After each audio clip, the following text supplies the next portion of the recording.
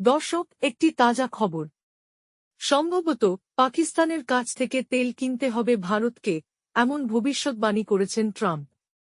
তিনি ভারতকে মৃত বলেছেন এবং এও বলেছেন যে তাদের অর্থনীতি গোল্লায় যাক। ভারতের বাণিজ্য সম্পর্কিত নীতি পছন্দ না হওয়ায় তিনি 25% শুল্ক আরোপ করেছেন ভারতীয় পণ্যের উপর।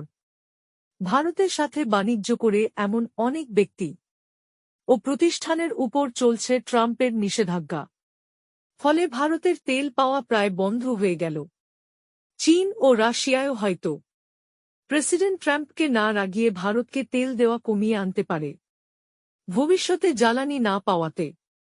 ভারত যে ভয়ানক মৃত্যুপুরীর দিকে এগুচ্ছে তা বুঝতে পেরেই আরেকটি চাল চাললেন প্রেসিডেন্ট ট্রাম্প।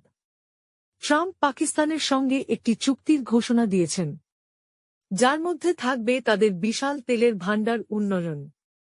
আর এই চুক্তি সম্পর্কে তিনি বলেন, কে জানে, হয়তো পাকিস্তান একদিন ভারতের কাছে তেল বিক্রি করবে।